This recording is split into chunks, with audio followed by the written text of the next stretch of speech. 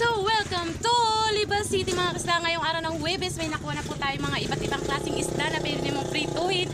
At sa bawan, mayroon po tayong bilong-bilong na walang ilong. At syempre sa mga palaksiwan diyan ng salmoniti, mayroon din salmoniti.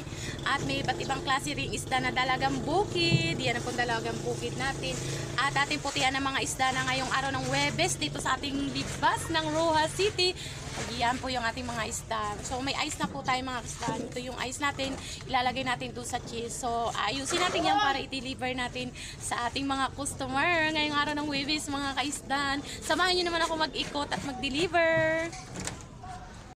Makita ko na no. Yung post niya, di ba? Oh. Ice, ice, ice. Ice, ice.